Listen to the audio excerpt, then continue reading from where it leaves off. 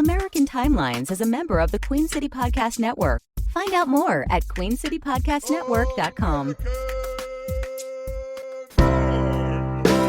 So now I'm obsessed with time. Come on, tell me about the time. Had it all in my hand tonight. Had the time of my life. When the words all come down like blues on Tuesdays gone down. Throw it all away. Throw it all away. Welcome to another episode of American Timelines. I'm Amy and that's Joe. That's right, and we are History for Jerks. That's right, and we are going to talk about 1941 today. Yes, and instead of all the dumb bullshit of me just blabbing on and on, we're going to jump right into it. That's right. But before we get into 1941 exactly, Aim, Yeah. I realized there was a couple things that I kind of forgot to mention because we used to get stuff off of popculture.us. Oh, that's right. There were a couple things for 1940 that I forgot to mention. They're just like not date attached, but just things that happened. Okay. And one of the things is the term hipster originated in the 1940s. Yes. And it was used to describe jazz aficionados characterized by their dress, slang, use of cannabis and other drugs, relaxed attitude, sarcastic humor, and self-imposed poverty, and relaxed sexual codes. So I'm a hipster. I was just going to say, you are a hipster. Mainly the relaxed sexual codes. Wait a minute. Whoa! And the sarcastic humor and the And all the other self-imposed stuff. poverty.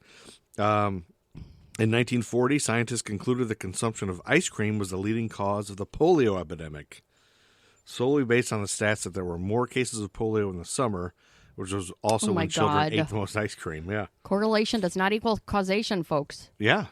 Is that funny that they thought that? Yes. Ice cream. It must be ice cream. It was new. It was relatively new. Remember, like when it first came out, like oyster was the most popular ice cream. flavor. Isn't that Ew, crazy? yes. It's weird. Hans and Margaret Ray, who were both Jewish, fled Paris in 1940 on bicycles that Hans had built. They escaped just hours before the Nazis seized Paris. Oh, wow. Among the few possessions they carried was the illustrated manuscript for the first Curious George book, Oh, my God. which they would later get published in New York. Oh, wow. Is that crazy? That is crazy. Curious George is a Aw. product of the Man in the Yellow Hat. Would never have happened Without, without them escaping the evil well, they Nazis. probably could have, maybe. But, I mean, maybe they would have just published it over there. Yeah, but they would have to start all over probably. And be like, True. forget that dumb book, maybe. You never know. Frank Mars and Bruce Murray, you know who they are? No. They manufactured candy-coated chocolate Oh, in 6 Mars. colors. Red, green, yellow, brown, and violet. Those were the original colors. of M&Ms? M&Ms, yep. In 1949, violet was replaced by tan. Ugh. M&Ms survived the red dye scare of 1976. Yeah, they took the red ones out for a while. Yeah. Yeah, they were gone. I didn't grow up with red ones. They came No. back later. That's right. And in the comics, Superman bad guy Lex Luthor was originally drawn with a full head of red hair in Wow. Action Comics number 23.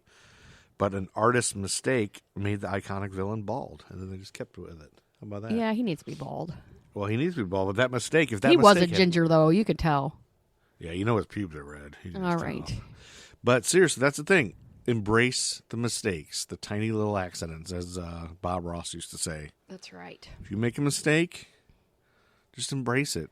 It was meant to be. If you accidentally cheat on your wife, it's okay. She's good with it. It was meant to be. Wait a minute. Just What? kidding. Just kidding. I would never cheat on you. You're beautiful, gorgeous. All right, move on. Even though we have relaxed sexual codes. Okay, now into 1941. The first TV commercial ever aired on July 1st, 1941. Mm-hmm. Do you know what it was for? Was it for a car? It was for Bulova watches. Bulova. Bulova? Yeah. Do you have one of those? No, Have we you used to had- sell them at Things Remembered. Oh, you did? Bulova? An is how you engraved say it? gift store. Well, they paid for a 10-second spot shown before a baseball game between the Brooklyn Dodgers and Philadelphia Phillies at Ebbets Field. Okay. And there's a copy of it on YouTube, and I will insert a little clip of that here. Okay. And you'll have to wait till you listen to the episode to hear it. That's I'm true. not going to just actually play it right now. The first, the price of cigarettes. You want to guess what the price of cigarettes cost in 1941? 5 cents. 12 cents per 12 pack. cents. Inflation. 12 cents per pack of 20 in 1941. You can't afford not to smoke. I know. That's why everybody smoked. Yeah, why not? Seagram's Crown Scotch, 90 proof, was $9.95 a half gallon. Okay. Do you have any frame of reference for that? No. Does that mean anything? None at all. I don't know how much Seagram's Crown Scotch costs now, but it's probably expensive. Using fake charities, the British Secret Intelligence Service delivered copies of Monopoly to prisoners of war held by the Nazis. Hidden inside these games were maps, compasses, real money, and other objects useful for escaping. How about that for smart? Yeah. Monopoly helped people escape. That's cool. Fuck the Nazis. I'm just going to go on record and say, Yeah, I fuck think we the can Nazis, safely say okay? that. Yeah. I'm taking a stand. Do it. Coach bags were introduced in 1941. Oh, my God. I didn't know they were that old. They were based on baseball gloves design Yeah. and surface wear. That's why they're called Coach, I guess. Okay. Like baseball Coach, I think. I don't know. Maybe Coach is the company. I don't know that much, but that's what they were designed on. The benefits of magnesium in dental health were unknown until an absence of tooth decay was linked to high magnesium levels in Deaf Smith County, Texas. Okay. All these people had magnesium in their water, and then none of them had tooth decay. So they're like, oh, that's good. Maybe we should do this. Accidental. A new state called Jefferson, made up of Northern California and Southern Oregon, was proposed in 1941. Huh. But then Pearl Harbor was attacked, and the movement faded away. We're about to come up on Pearl Harbor in this episode. Yeah. It's 1941. And I'm just going to cover some highlights of it. 'Cause Okay. We're not a Pearl Harbor podcast. That's right.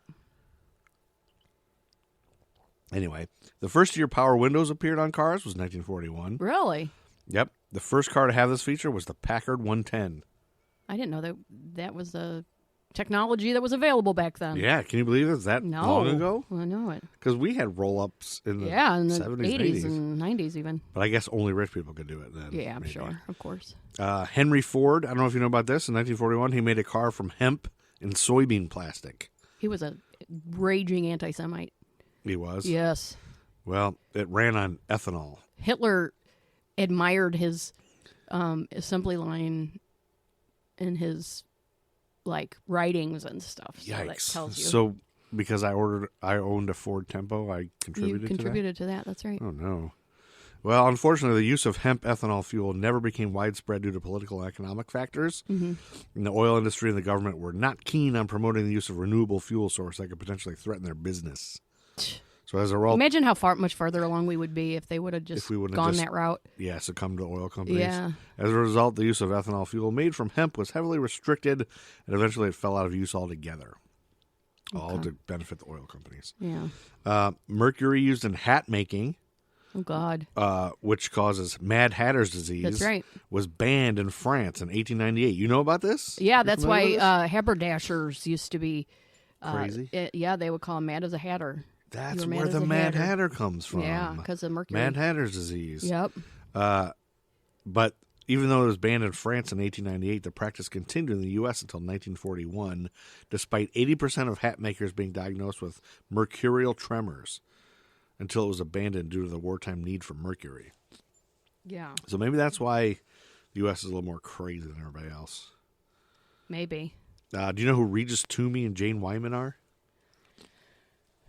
I know Jane Wyman. She was An actress. an actress, and she was Ronald Reagan's first wife. Well, she and Regis Toomey were in a movie in 1941 called You're in the Army Now. Mm-hmm. And it was the longest screen kiss. Oh. Held at, I think it might still be, besides in porn, held at 3 minutes and 5 seconds. She was the mom on Falcon Crest, Jane Wyman. Oh, really? Yeah. I never once watched one episode of that. Oh, you never did? After Dallas?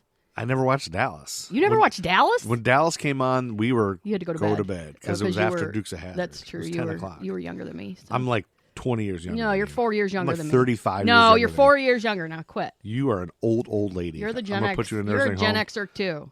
I'm a young Gen Xer, though. You're an old Gen Xer. You're 90. No offense, but you're getting wrinkly, and I look great. That's actually, see, folks, it's funny. You can't see us, but it's funny because it's not true. She looks 20 years younger than me, I don't know even about though that. she's 4 years older than me. You look 20. You look like you could be my daughter. Yeah, no. Anyway, in 1941, January of 1941, according to WeirdUniverse.net, bananas were used to launch a ship one time. Oh. The Cape Lookout cargo ship was launched in Beaumont, Texas, using 3.5 tons of well-ripened bananas to lubricate its slide into the water. It was the largest ship ever launched by this method. What? Bananas were used because at the time they were cheaper than grease. So they just peeled all the bananas and rubbed them all over the ship? I guess. That's weird. I don't know. I didn't look that much into it. That's really weird. But just so you know, everybody, bananas make a cheap lube. Maybe good for greasing your hair, too. Could Going to be. start using bananas for everything. WD-40 in place of that. Yeah, baby. Bananas. Banana hammock. January 1st, 1941 was a Wednesday. And following a hockey game between the Chicago Blackhawks and Detroit Red Wings at Chicago Stadium, Jimmy Orlando of the Red Wings exchanged harsh words with a spectator in the stands and then threw a punch over the rail and knocked the fan unconscious. Then hundreds of angry fans surged onto the ice and some tried to go after Orlando, but ushers held them back. By the time police arrived to arrest Orlando, he was nowhere to be found. Ooh. How about that? A big fight with the spectators. Yeah. That guy had all kinds of... If you look up Jimmy Orlando, he had all kinds of anger issues. Oh, and stuff. boy. But hockey, like I said, I've said it several times, you can't play hockey and not get pissed off. I don't know what it is. So I am going to talk about the gentleman killer, or also known at the time as the aspirin bandit. The aspirin bandit? Yes. And this is January 13th, 1941, we're jumping into this? That's one of the dates, yes. Okay, well, let's start with that, baby. So we're in Bronx, New York. And this is, like we said, pre-World War II. We're coming out of the Great Depression. This basically was an episode of A Crime to Remember. Okay. So, you know. Nothing wrong with that. And most people at the time, they stayed where they were. They grew up, they got married, they had kids, they had a job, Yeah, a lot of people still do. and they remained in their neighborhoods.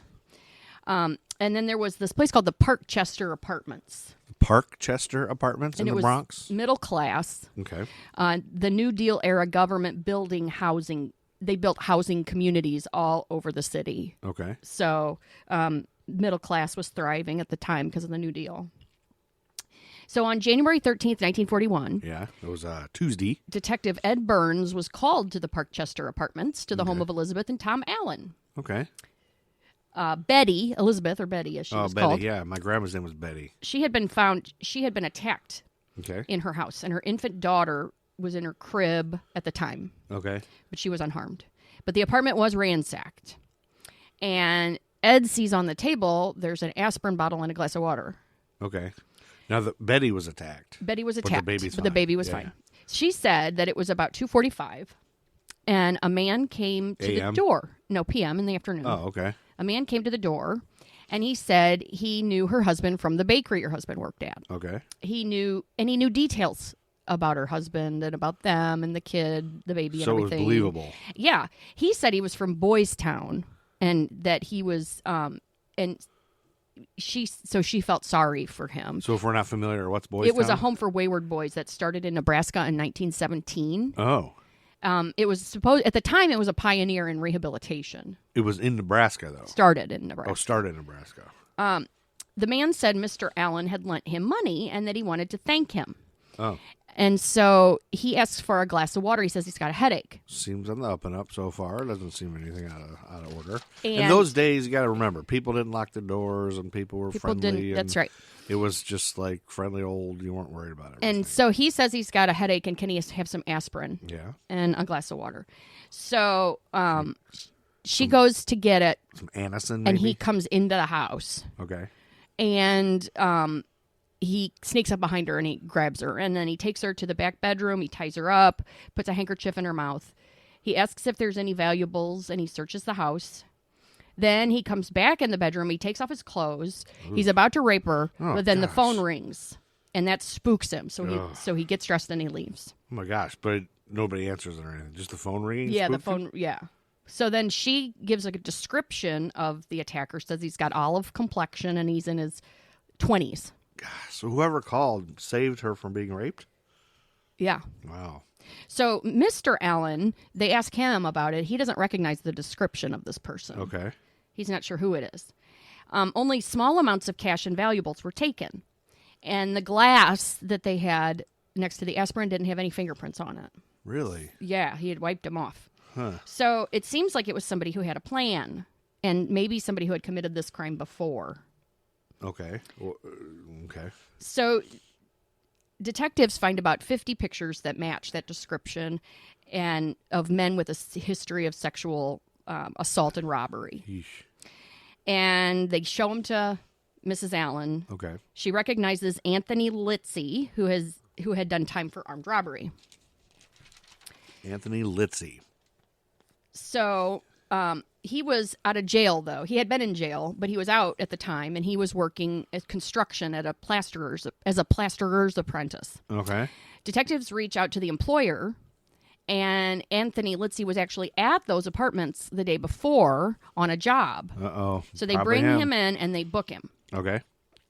Then 3 weeks goes by, Book him, Dano. and the cops find a dead woman in an apartment across town. Huh. And in the dining room, there's a glass of water and aspirin. Uh-oh. So, While this guy's incarcerated, so it must be a different guy. So this is February 4th, 1941, and this is the apartment of John and Catherine Pappas. Oh, February 4th, 1941. Yes. The same day that it's 4 days before Nick Nolte's born in Omaha, Nebraska. Yes. Good Lord. So John, this is the apartment of John and Catherine Pappas. Okay.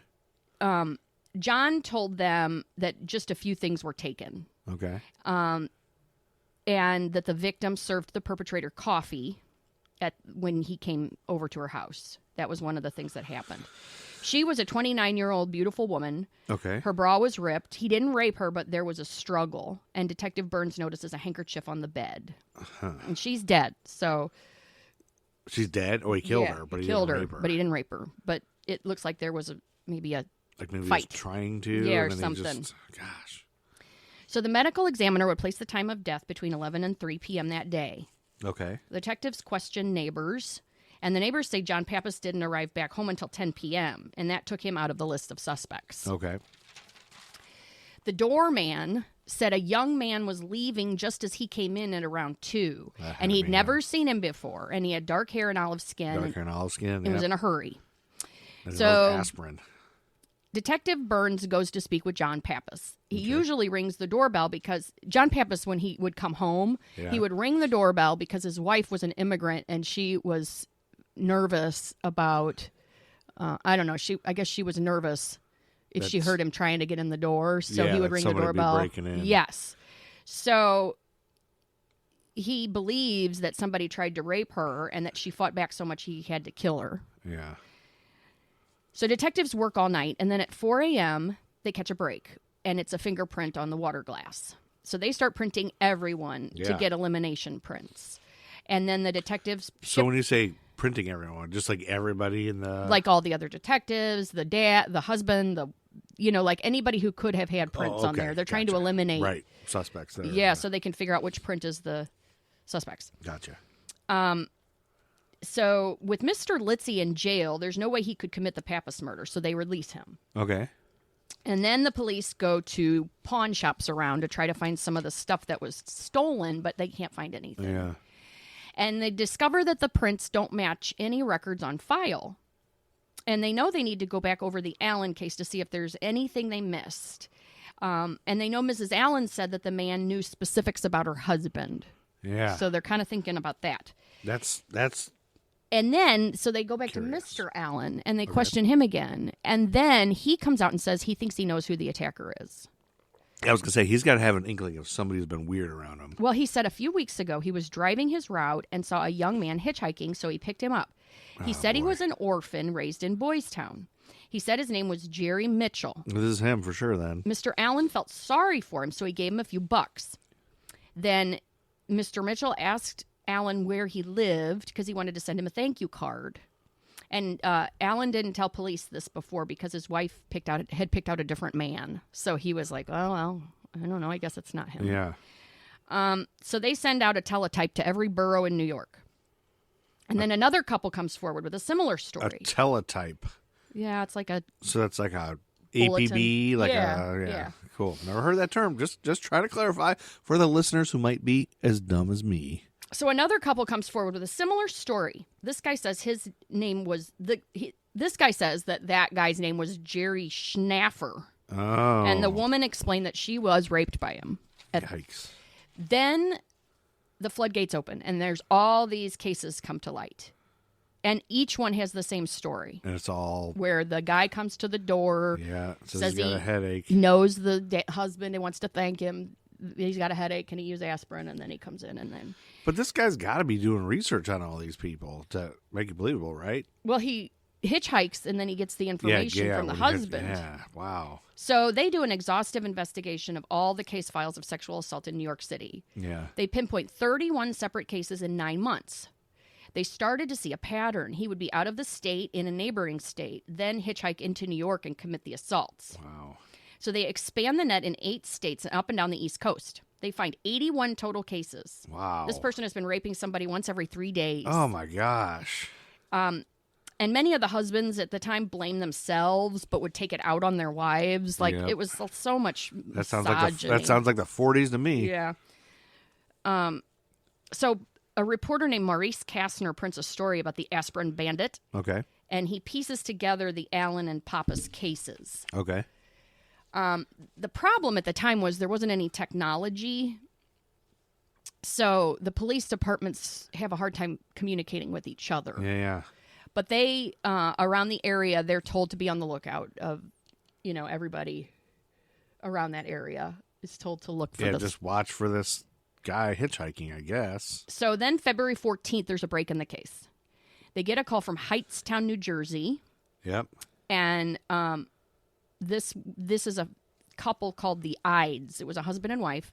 They visit detectives and tell about this drifter they let stay with them. Oh, boy. And that he robbed them.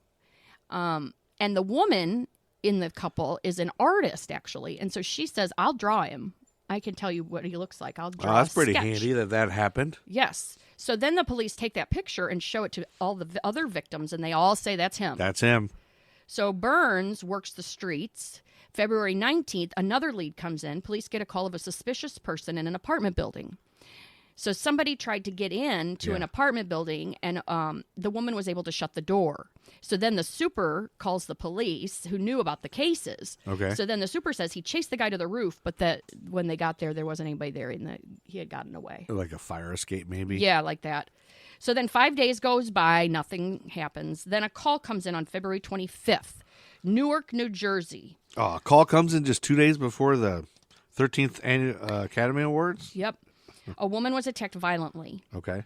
Then other nearby towns call in to report the same. All towns were in New Jersey.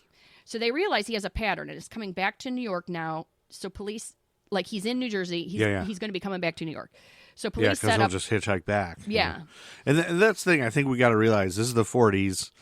This is very common. Hitchhiking wasn't as taboo as it is now. It was like... Right. I think everybody picked up hitchhikers, it sounds like. Yeah. So police set up barricades to stop every car coming from New Jersey. Then on March 3rd, detectives flood the West Side. The Mills Hotel was a hotel for day laborers. Okay. And there's some detectives that are stationed in the lobby there. Yep. Detective Durant sees a guy in a green jacket walk in who matches the sketch. And the guy checks in as George Kozlowski. So the police grab him. His real name is George Joseph Svek. Okay. C-V-E-K. So however you say that. Yeah. I think it's Svek. They fingerprint him and compare it to the print found in the Pappas apartment, and it was a match. It was a match. Yes. So this Jeremy whatever is not who Is it really was. George Joseph That Svek. was just a name he used, yeah. He was born in Pennsylvania. His parents were immigrants. He had a troubled youth. At age 10 was his first run-in with the law. Okay. At one point, he tried to rob his own house. His mother tried to stop him, and he beat her. Then he was sent to a reformatory for 5 years. Then he got arrested for stealing cars. Yikes. But he had never been fingerprinted. Really? All that time, all that trouble, Yeah. never fingerprinted? That's weird. So they conduct a lineup.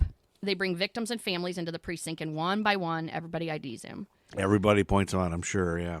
And one of the victims' husbands even had to be held back because beat the shit out of that Yeah. fucker.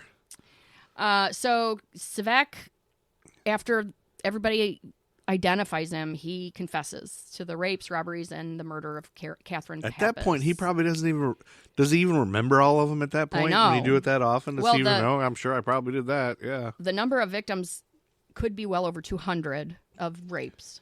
Yikes, like Cosby level. The DA chose to charge sex solely with the murder.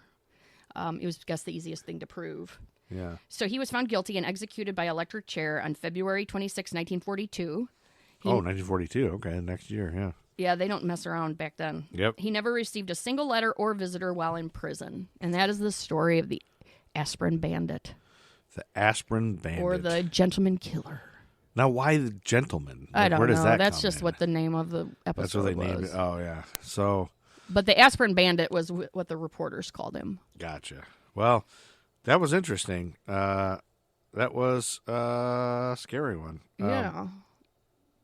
So, You just never know. Can't Yeah. let people in your house. yeah, you can't. Well, definitely now nobody would, but back then people did. So I have one that came right after that, on January 14th, 1941, which I thought you were going to kind of do this one, but yours is more of that kind of serial killer, scary thing. But this one is more of a crime story. In New York City, brothers Anthony and William Espisito held up a man in a Fifth Avenue office building, shot him dead, and then led police in a daytime chase through Manhattan. Both men were eventually apprehended, but not before a police officer was slain and a cab driver wounded in the throat. The trial would become one of the most famous insanity defense cases in history. Oh. Yeah. Have you heard of this one? No. According to crimelibrary.org, Anthony and William Espisito, Anthony was 35, William was 28. They held up a payroll carrier for a linen company located at 34th and 5th Avenue in Manhattan. They shot and killed the office manager of the firm without warning as he rode in an elevator. When the brothers reached the street, they were confronted by police officer Edward Marr. During a foot chase down Fifth Avenue, a gunfight ensued, which sent hundreds of pedestrians ducking for cover. The brave officer managed to bring down William with a shot to the leg. When the cop went to check on William, the wounded man suddenly turned over and shot Officer Marr several times, killing him instantly. Several other people were wounded in the ongoing battle. Both brothers were captured after pedestrians and a passing cab driver subdued them. When they reached trial in May of 1941, the Espisito brothers based their defense on insanity pleas. The death penalty was a very real threat during that period, like we just saw with your story. Mm-hmm. Unlike today, defendants were sentenced to death routinely, and often the sentences were carried out without delay, just like that one, yeah. Yeah. It was also common for several convicts to go to the chair for the same murder. How about that? In court, the Espositos began a campaign of bizarre behavior to try to convince the court that they were insane. They would bang their heads on the defense table until they bled. They made animal sounds and howled like wolves. They ate bits of paper and anything else that was in front of them. While the jury was present in the room, they barked like dogs and cried uncontrollably. They drooled on the table and walked into the courtroom like apes. Like, can you imagine this? Like, the New York press called them the Mad Dogs. At the end of the trial, Judge John Freshy said that the laws should be enacted to keep people like the Espositos out of the courtroom. But even all their hysterics could not persuade the court that they were anything but vicious criminals. So I think part of the thing that I've always asked you about is, how is it not insane? It's got to be insane to do any of these things that people have done. But you're like, that's not, you have to not know right from wrong is what you always go back to. But it's like, That's the legal. yeah. And so these guys, I can see, like, they're clearly trying to make it look like they're insane. Right. Which is kind of like, it's almost too sane. Mm-hmm. Like, you're sane to try to do this. Like, you know that this will get you out of it. But Right. So, I don't know, it's weird. On May 1st, 1941, after a jury deliberated for just 1 minute, a trial record that still stands today, William and Anthony Esposito were found guilty of murder in the first degree and sentenced to die in Sing Sing's electric chair. But the Mad Dogs still weren't finished. On May 7th of 1941, the Espositos were transported to Sing Sing prison by New York City police in a commuter train from Grand Central Station. When they arrived in the village of Ossining, I don't know, a local cab picked up the brothers and the police to take them to a prison reception area. As the car approached the front gates, Anthony suddenly grabbed the steering wheel of the police unit, as Trump was wont to do, and attempted to Yeah. crash the car. A violent brawl erupted between the Mad Dogs and the police. Anthony viciously bit the hand of the driver as he tried to get control of the car. William tried to grab a detective's holstered gun. The police pulled out their blackjacks and beat the brothers into submission. They were dragged out of the car, cursing and screaming. William continued to fight even as he was prone on the sidewalk. He was beaten unconscious, and both brothers were later carried into Sing Sing. While on death row, they continued their campaign to convince authorities they were nuts. They moaned in their cells and spoke gibberish to the guards. For 10 months, they engaged in hunger strikes and ultimately refused to eat any food whatsoever. Governor Herbert Lehman appointed a commission to investigate the matter, and it was found that the Espisito family arrived in America from Italy in 1909. 2 other brothers were already in prison, and 2 sisters also had arrest records. Their father was an ex-con who had died years before. Boy, imagine all these people come into the country. Their mother had been arrested several times, and the children were raised to hate the cops and the law. Governor Lehman refused to grant clemency. In the end, William and Anthony laid in their cots all day long, eating nothing and groaning throughout the day and night. Neither of them weighed more than 80 pounds. Jeez. On March 12, 1942, they were carried to the electric chair, unconscious, already near death, and immediately executed. You know, it just doesn't make sense to me, like, in general, Yeah. with the death penalty. Why don't they just OD them on fentanyl or something? You know, like, why? You know how there's all Well, now these- they inject stuff, right? I know, but the drugs, they're always talking about how inhumane it all is and everything. And it's like, if it's so easy to OD on fentanyl, why don't they just use that for executions? And just, or heroin or something. Well, I don't think those are, like, painless deaths either. Like No, I your guess body's not. shutting down and shit happens and violent, whatever, Yeah. probably.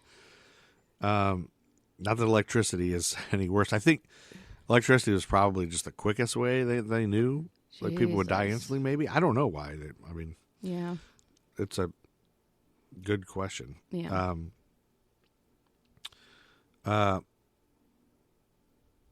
The Espositos were violent criminals whose behavior shocked the public, but never did their actions constitute legal insanity. Okay. January 20th, 1941 was the third inauguration We're of still in January. yeah, the rest is just little bits. That was Okay. a long thing. Yeah. January 20th was the third inauguration of Franklin D. Roosevelt. That was Okay. held in Washington, D.C. Like, he was, Before they had term limits? yeah, the last one to serve more than 2 terms. That's right. January 22nd, the Andrews sisters recorded Boogie Woogie Bugle Oh, Boy. that's a good one. You know how that goes? Mm-hmm. He All was right. a famous trumpet man from out Chicago way. He had a boogie style that no one else could play. He was a top man of his craft. But then his number came up, and he was on with the draft. He's in the army now, I'm blowing reveille. He's the Boogie Woogie Bugle Boy of Company B. That's a great song.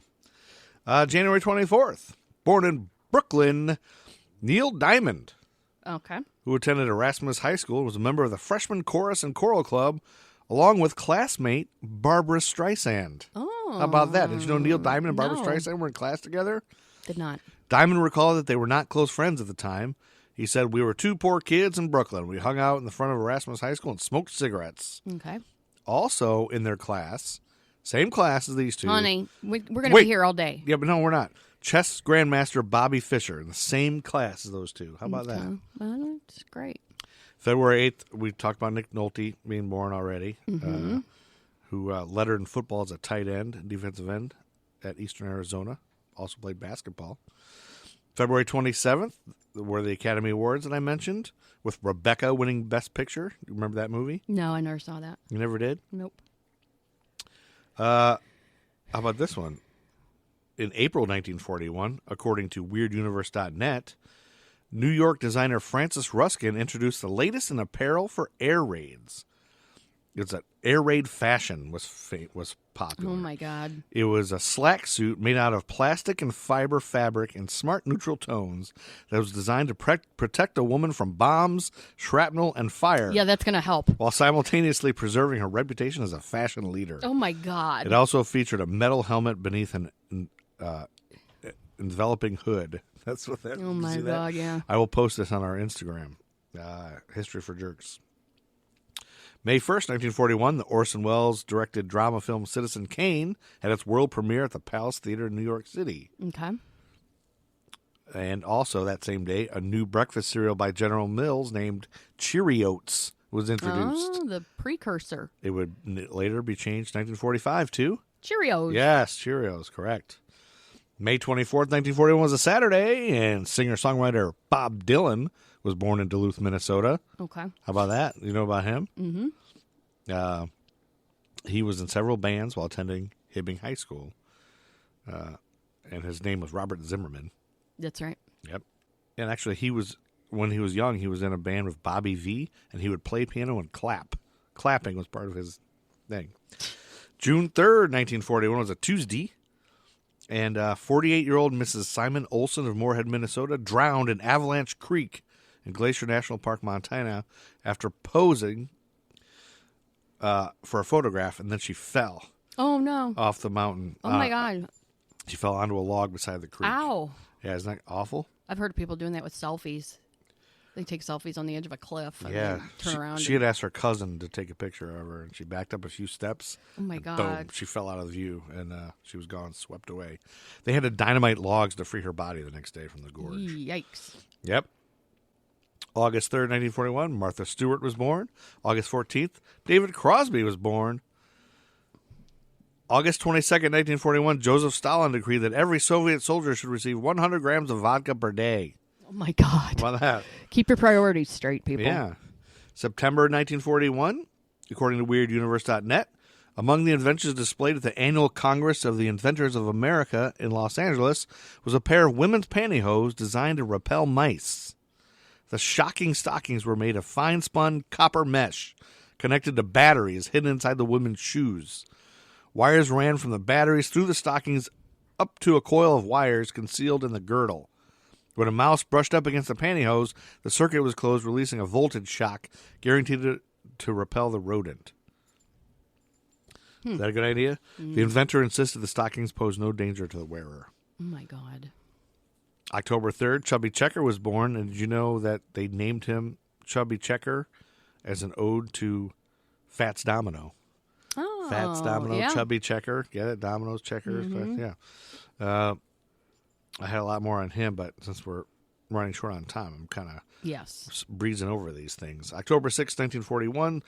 I know you don't care, but the New York Yankees beat the Brooklyn Dodgers 3-1 to win the World Series, 4-1. Okay. October 13th, 1941. Paul Simon was born, Okay. and he met Art Garfunkel when they were both 10. How about that? That's a little nugget of information there. Yeah. October 21, 1941, the comic book superhero Wonder Woman made her first appearance in All-Star Comics issue number 8. Wonder Woman. And the comic book villain Penguin made his first appearance on the same day. October 23rd, the Walt Disney animated film Dumbo premiered at the Broadway Theater in New York City. Did you know Dumbo was that old? Yeah. I did know Dumbo was that old. I didn't know that.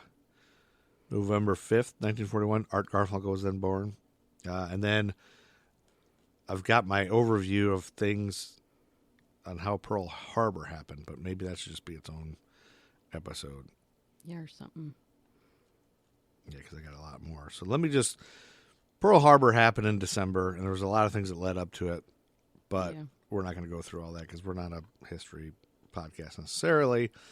But I do have to talk about World War II ghost stories. Ooh. The USS Hornet's ghostly inhabitants. The USS Hornet and her crew served in World War II and the Vietnam War, achieving numerous awards for service and operations. She was also the prime recovery ship for the Apollo 11 and 12 missions. During her active years, about 300 crew members died from accidents and suicides. Visitors to the ship's permanent location in San Francisco report hearing voices and seeing apparitions of soldiers. Electronic equipment is also known to go haywire on board. Now the host of Ghost Tours, the USS Hornet holds the title of the most haunted ship in America. That's pretty cool.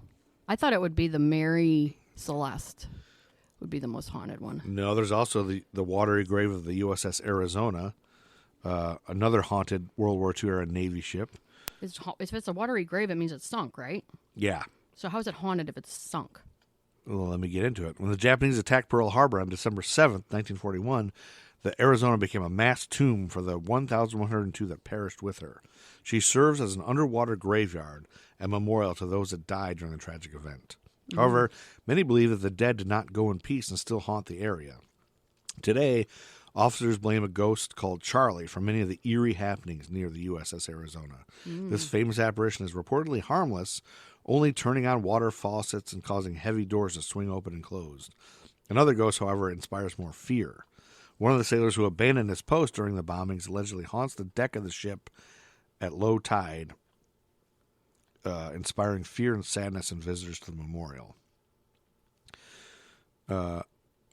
Attacked on December 7, 1941, the USS Arizona sunk when it was bombed, taking with it a record 1,177 crew members and rendering it the largest loss of life on any U.S. war vessel. Following reparations in 1962, it now sits on the harbor as a tribute and carries with it for most visitors a tremendous sense of desolation, with the lives that perished that tragic day supposedly still patrolling the area. The refurbished boat brims with eerie noises that range from disembodied voices to pacing footsteps, while an Australian woman in 2011 snapped a pic that resembles a ghostly figure suspended in water and crying out in agony. Uncanny, certainly, but also unsurprising. Some of the soldiers' remains are thought to be kept on the USS Arizona. Okay. And that's the way we end this episode with a ghost story. I love the ghost stories. Of 1942. Yeah, I'll try to find one for every year of the 40s.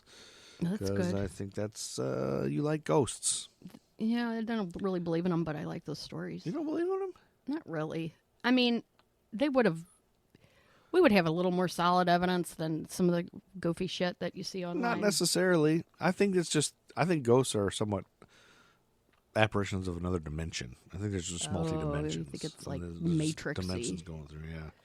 All right. Well, thank you all for listening. Yeah, thanks for listening. Time head. Sorry it's been a while. It's hard to get back on a regular schedule when you're it sure busy is. people. You got shit going on in your lives, man. That's right. But now it's time to get out of here, Chuck Berry. It is, and we love you, and we want to make out with all of you. Check our Instagram for that picture of that fashion. That's right. Bye. Bye, everybody. Peace. Don't forget to wipe and stay off the pipe. I can't wait for Friday night, so I can go out on the weekend and ruin my life. I'm gonna drink and drive and crash my car. I'll tell the policeman that I'm a star. Yeah, 'cause you and me, we're birds of a feather. Yeah, we only like the bands who worship the devil. Yeah, you like to drink the blood of the goat. Now, baby, I can tell. So take my hand, let me lead you down the hell.